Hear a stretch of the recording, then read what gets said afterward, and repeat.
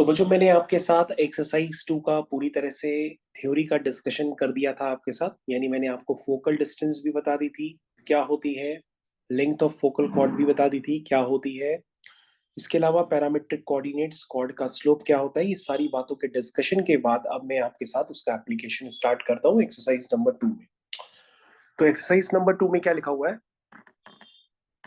If the focal distance of a point on the parabola is 10 unit. तो बच्चों parabola का क्या क्या है? Y square equal to 4x है। बच्चों इस पैराबोला को Y square equal to 4ax के साथ आप जैसे ही कंपेयर करेंगे तो 4a 4 के बराबर हो जाएगा। दैट मींस a आपका 1 हो जाएगा। a 1 होने का मतलब बच्चों ये हो गया कि आपका ये तो क्वेश्चन सीधा सीधा वही हो गया जो आपने कॉन्सेप्ट पढ़ा था। यानी एक पॉइंट की, इस पॉइंट के कोऑर्डिनेट जो होते हैं ये बच्चों आपको निकालने हैं। तो पॉइंट को हम मान लेते हैं 80 स्क्वायर कॉमा 280, क्योंकि बच्चों हम लोग पैरामेट्रिक कोऑर्डिनेट्स लर्न कर चुके हैं। तो अगर हम उसको एक्स वाई मानेंगे तो सारी मेहनत खराब हो जाएगी। तो हम उसको 80 स्क्वायर कॉमा 280 एज्यूम करते हैं। ए की वैल्यू बच्चों 1 है तो पी पॉइंट आपका नजर आएगा टी स्क्वायर कॉमा 2t। ये बच्चों आपका पॉइंट हो जाएगा। अब इस पॉइंट की बच्चों किससे डिस्टेंस है बताइए? फोकस से डिस्टेंस। तो बच्चों यहाँ पे कहीं फोकस होगा। फोकस इसका क्या होता है? a कॉमा 0, यानी 1 कॉमा 0। तो बच्चों इस पॉइंट की फोकस से डिस्टेंस तो मैंने आपको बताई दी थी कि pf बराबर pm होता है, और ये डिस्टेंस किसके बराबर होती है? a प्लस एक्स के बराबर होती है। तो बच्चों यहाँ पर a की जगह क्या है? 1। x की जगह क्या है? 80 स्क्वायर। तो बच्चों अभी हमने बताया था कि जो फोकल डिस्टेंस होती है वो a प्लस एक्स होती है, और वो फोकल डिस्टेंस किसके बराबर होती है? 10 के बराबर है। कितनी बराबर है? 10 के बराबर है। a की वैल्यू कितनी है? 1। x की जगह आपने क्या ले लिया? Parametric coordinate which is 80 square is equal to 10। That means बच्चों यहां से 80 स्क्वायर की वैल्यू कितनी आ गई? 9 आ गई। आ गई ना? और a बच्चों क्या है? 1 है। तो दैट मींस टी स्क्वायर कितना आ गया? 9 आ गया। तो बच्चों t क्या आ गया? +-3 आ गया।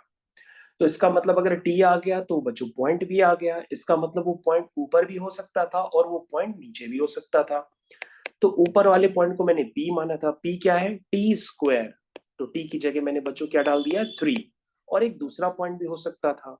मान लो वो पॉइंट क्यू है, तो होता टी स्क्वायर। टी क्या है? -3 और 2 इंटू -3। बच्चों मतलब दो पॉइंट्स हो सकते थे। वो एक हो सकता है 9,6 और दूसरा पॉइंट हो सकता है 9,-6। इन दोनों ही पॉइंट्स की बच्चों जो डिस्टेंस होगी फोकस से, वो किसके बराबर होगी? 10 यूनिट के बराबर होगी। तो आई थिंक बच्चों आपको ये कंसेप्ट समझ में आया होगा और आपको लग रहा होगा कि पैरामेट्रिक कोऑर्डिनेट्स को यूज करके क्वेश्चन को मैंने काफी स्पीड से खत्म कर दिया। तो बच्चों अभी हमने कुछ नहीं किया। अभी मैंने आपके साथ एक्सरसाइज 2 का क्वेश्चन नंबर 1 किया है। चलिए भाई, तो नेक्स्ट क्वेश्चन की तरफ बढ़ते हैं। तो बच्चों हमारा नेक्स्ट क्वेश्चन है क्वेश्चन नंबर 2। क्वेश्चन नंबर 2 को पढ़ते हैं और इसकी थ्योरी को समझने के बाद क्वेश्चन को कंप्लीट करते हैं। तो बच्चों हम लोग नेक्स्ट क्वेश्चन पे आ चुके हैं। ये है आपका क्वेश्चन नंबर 2। तो क्वेश्चन नंबर 2 का डिस्कशन हम लोग चालू करते हैं। ध्यान से देखिए क्या लिखा है इसमें। बच्चों लिखा है आपके पास कि -1 comma -2√2 is one of the extremity of a focal cord. तो बच्चों आपके पास कोई पैराबोला दिया हुआ है। इस बार बच्चों पैराबोला रिवर्स वाला है, क्योंकि Y square equal to -8x है। तो आप बना लीजिए, भले वैसा ही डायग्राम बना लीजिए या जो बनाना चाहे एक रफ एज्यूम कर लीजिए। तो बच्चों आपके पास एक पॉइंट गिवन है किसका? फोकल कॉर्ड की एक्सट्रीमिटी का। एक्सट्रीमिटी का मतलब बच्चों होता है कि उसका एंड पॉइंट गिवन है। तो बच्चों x भी नेगेटिव है, y भी नेगेटिव है। तो बच्चों मैंने पॉइंट को यहीं पे प्लेस कर दिया क्योंकि डायग्राम सही बना दिया है। और बच्चों पैराबोला आपका क्या है? Y square equal to -8x। तो उसको कंपेयर कर दिया Y square equal to -4ax के साथ। तो 4a कितना आ गया? 8 आ गया। तो बच्चों a कितना आ गया? 2 आ गया। तो बच्चों फोकस यहाँ पे कितनी आ गई? -2,0 आ गई। क्या पूछ रहा है? Find the other extremity. पूछ रहा है भैया ये दूसरी एक्सट्रीमिटी क्या होगी, ये पूछ रहा है। तो बच्चों आप सोच के बताइए कि हम दूसरी एक्सट्रीमिटी को क्या लिखें। तो तुम कहोगे सर कि आपने एक एंड पॉइंट तो बताया ही है कि वो कितना है, और पैराबोला भी स्टैंडर्ड वाला है। तो बच्चों इस स्टैंडर्ड पैराबोला पे अगर हम कोई भी पैरामीट्रिक कोऑर्डिनेट एज्यूम करते हैं, तो एज्यूम किस तरह से होता है मैंने आपको बताया था। इस पैराबोला पे यानी कि Y square equal to -8x पे कोई भी अगर हम पैरामीट्रिक कोऑर्डिनेट्स लेंगे तो किस तरह का दिखेगा, -80 स्क्वायर कॉमा 280 टाइप का दिखेगा। ये मैंने आपको बताया था और मैंने आपको वेरीफाई करके भी बताया था। तो बच्चों आपको ध्यान देना होगा कि अगर आप सीधा सीधा इस पॉइंट को -80 स्क्वायर कॉमा 280 से कंपेयर करेंगे तो आपके पास वो पैरामीटर टी निकल के आ जाएगा। तो तुम कहोगे सर यस एग्जैक्टली, तो -80 स्क्वायर बच्चों -1 भी हो सकता है, और बच्चों 280 जो है वो -2√2 भी हो सकता है। बच्चों आप ए की वैल्यू जरूर पुट कर दीजिए। ए कितना है 2, तो ये बन गया -2t square is equal to -1, और ये हो गया 4t is equal to minus का 2√2। तो बच्चों यहां से t की वैल्यू कितनी आएगी, +-1/√2। यहां से बच्चों t की वैल्यू कितनी आएगी, √2/2, दैट मीन्स माइनस का 1/√2। तो हमने कहा बेटा t तो वो लेंगे जो दोनों में ही कॉमन हो, क्योंकि t का नाम दोनों तरफ तो सेम ही है। तो तुम कहोगे सर अगर दोनों का इंटरसेक्शन लेंगे ना तो t हमें क्या लेना पड़ेगा ताकि हमारे पॉइंट्स आ जाएं, t हमारा होगा -1/√2।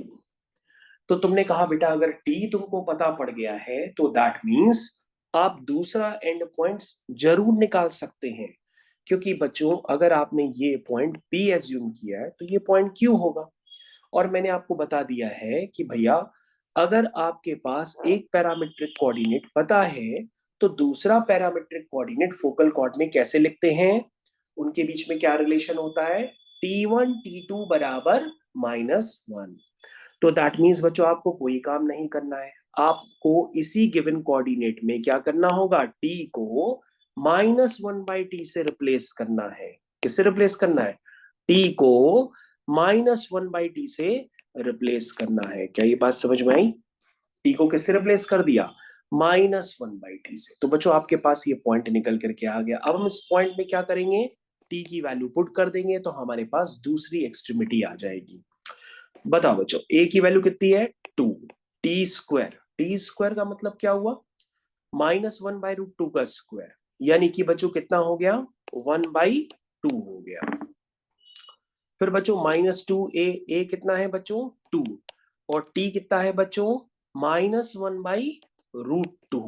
तो बच्चों ये पॉइंट कितना निकल के आया, ये पॉइंट निकल के आया -4 कॉमा -4 कॉमा 4√2।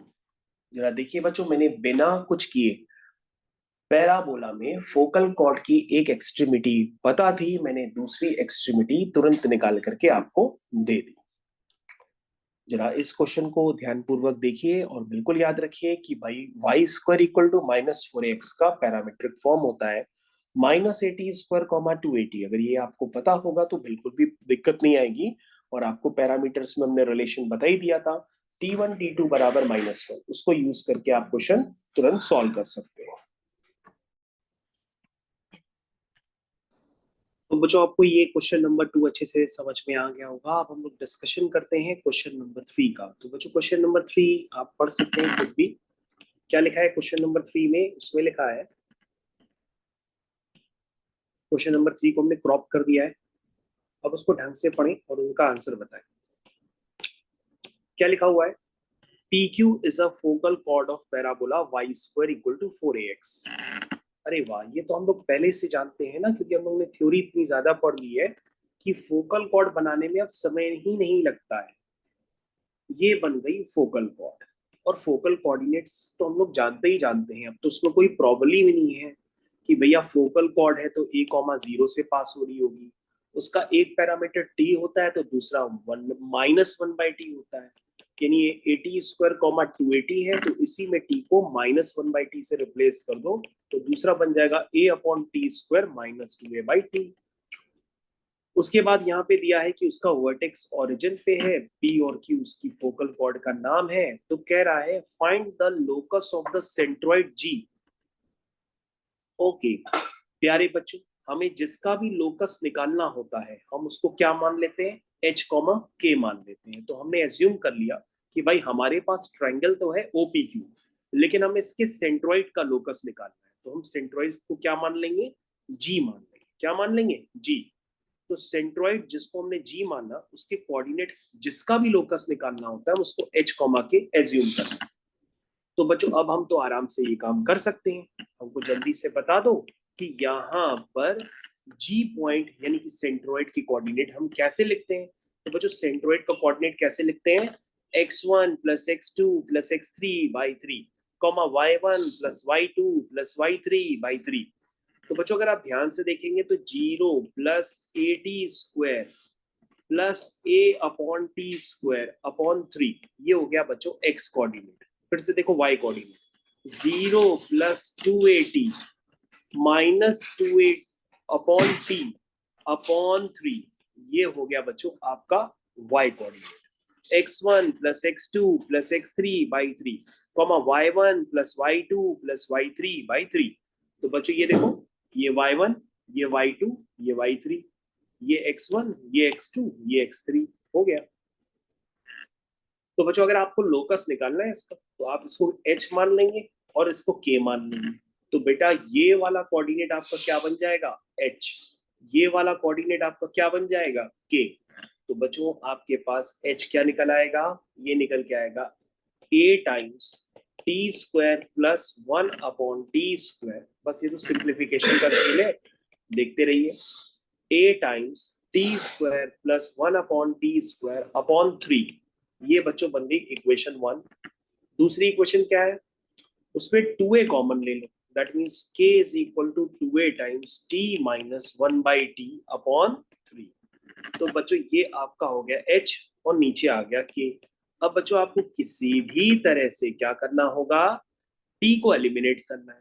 तो प्यारे बच्चों टी को एलिमिनेट करना बहुत आसान काम है। आप एक इक्वेशन नंबर 2 को थोड़ा सही ढंग से लिखिए, तो ये हो जाएगा 3k upon 2a is equal to t minus 1 by t. क्या मैंने इसको सही से लिख दिया। अब बच्चों यहाँ पे कर दो स्क्वायरिंग बोथ साइड्स, क्या कर दो, स्क्वायरिंग बोथ साइड्स। तो जैसी स्क्वायरिंग करोगे तो बच्चों ये हो जाएगा 9k square upon 4a square. ये हो जाएगा बच्चों t माइनस 1 बाई टी का whole square which is equal to a square plus b square minus 2t into 1 by t, तो माइनस 2 ही बचेगा। और बच्चों मजे की बात ये है कि आप इस T square plus 1 upon T square की वैल्यू पहले से ही जानते हो बाय इक्वेशन 1। तो ये बन जाएगा 9k square upon 4a square is equal to, ध्यान से देखो बच्चों, t square plus 1 by t square क्या दिखता है, 3h बाई a दिख रहा है सबको, 3h बाई a कहां से दिखा बच्चों, इक्वेशन 1 से दिखा, ठीक है ना, -2। तो बच्चों ध्यान से देखो, अब आपकी जो फाइनल इक्वेशन आई है उस फाइनल इक्वेशन में आपको क्या दिख रहा है कि सर यहाँ पे तो अब t है ही नहीं, t एलिमिनेट हो गया। अब आपको क्या दिखाई दे रहा, सिर्फ एक रिलेशन दिखाई दे रहा, किसमें, h और k में। तो बच्चों h और k का ही तो लोकस निकालना था, क्योंकि h और k क्या थे, सेंट्रॉइड थे। लोकस निकालने के बाद बच्चों हम लोग h को x कर देते हैं, k को y कर देते हैं और आपके पास लोकस निकल करके आ जाता है। लोकस इज द पाथ, तो ये बन जाएगा 9y square upon 4a square is equal to 3x upon a minus 2। ये बच्चों आपका फुल एंड फाइनल आंसर बन करके तैयार हो जाएगा। तो बच्चों ये मैंने आपका फाइनली क्वेश्चन कंप्लीट कर दिया है।